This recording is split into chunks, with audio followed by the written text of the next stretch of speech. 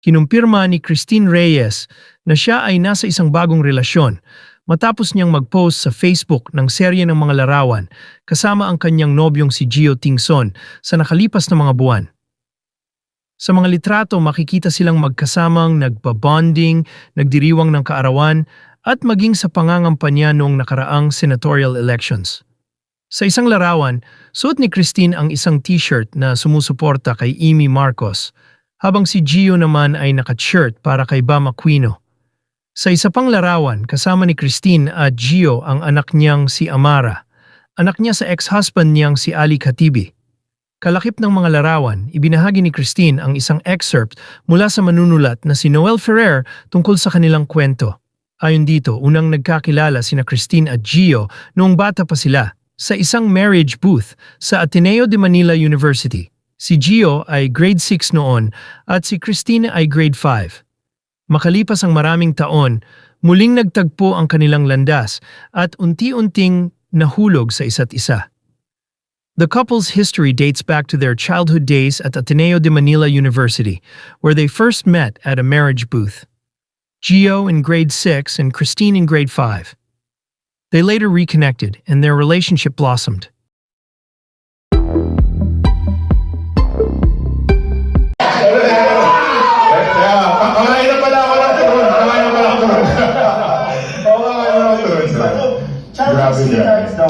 So, nagkakilala kami sa Ateneo Grade School Fair. Kaya mahalaga yan. Kaya sa alumni homecoming, pumunta kayo. Kasi, makilala niyo yung sweetheart niyo doon, di ba? O, di ba? Okay. Nakilala ko yung... So, nagkakilala kami sa Ateneo Grade School Fair sa marriage booth. Okay. So, everybody was saying, so, naging partner mo siya sa marriage booth. I was grade 6. Okay. She was grade 5. Okay. Ako yung pari sa marriage booth. Siya yung ikakasal. Okay. Grade 6 ako, grade 7 ka. Okay. Ano So, ba? from there, Pero naging kayo daw ng naalala bata. ko. Hindi naman. But we always bench lang. May ganun ba? Status is complicated. But we always saw each other.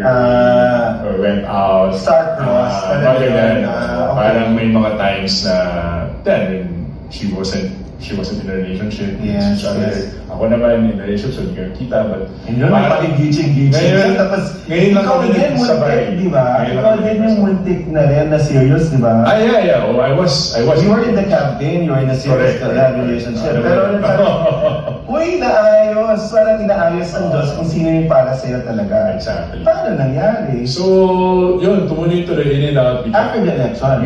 After elections na. So, Kasi, sorry, which elections? Ang dami na na. 2022. Yeah. After elections. They were campaigning for different camps, for people from different camps. At then, uy, pwede pala yung iba yung paniniwala. Tapos, okay, kaya lahat. So, after elections. Okay. And then, yun, sabi ko nga parang if the in and out for years talaga magkausap kami, we're good friends. And Yeah. then, parang this time around, nagkaroon ng parang perfect time for Yeah. us. And parang Kasi ito parang, sa sign. may opener din sa kanya Mga yung... heart, mga May opener din sa mga kanya teacher ko. yung ano, Oo nga eh. yung elections din sa kanya, di ba? Breakthrough din sa kanya yung elections, di ba? Parang Yeah. she's able to let go of someone during the last elections. So, habang ikaw, pampaayos na sa buhay mo. Recovery na ako. Okay naman yun. Okay naman yun. So, okay. Sabi natin, dapat gumagaling ka, tama yun, bumabait ka, lumalapit kayo sa Diyos. Pang-apat is the integration. So, how are you integrated to, maybe her daughter? Yeah. So, of course yun, si Amara. Yeah. I see her all the time. Yeah. Tapos, Instant dad, of course. But he was really, role niya talaga sa group namin. Tipong he's the one in charge. Siya yung daddy ng grupo. Si Christine Reyes na at si Gio Tingson umamin kasi na sa IG ni Gio nakita doon kasama si Chrissy at saka yung anak ni Chrissy na babae na alam mo ang ganda-ganda makikita mo yung samahan nila buong buo, alam mo yun na parang ang tagal-tagal na nilang magkakasama na makikita mo talaga magkaroon ng fair yun sa pala. Ateneo at merong kasal-kasalan sa St. Bridget's naman nag-aaral si Christine Si Gio pala ang nagkasal-kasalan sa kanila. O, tignan mo. Kaya Kaya, childhood sweetheart sila. Yun. kaya may nag-uugnay sa kanila noon pa pala. Kaya ang ganda pala. Ano kaya na, parang ang bilis lang yung kay Marco Gumabaw right after. Oo. No, parang ang bilis. Di ba? Yun din Bili ang mo dati, niligawan niya pala to, hindi. Tapos nag-asawa si Christine, nakiwala, tapos nagkabuhay. Pero andyan pa rin siya, yung pala, sila rin palang, no? Ganun talaga pagka tinadhana, ika nga. Tapos eto pa, meron pa tayo dito, hindi po pwedeng hindi. Ito yung kay Miss Nags, na sana this time, privacy muna ang pairali ni Christine. Kasi baka last year, bago na naman ang kanyang partner. Mahirap po kasi, baka next year ka siguro niya. Dapat maging magandang ehemplo siya para sa mga anak niyang babae.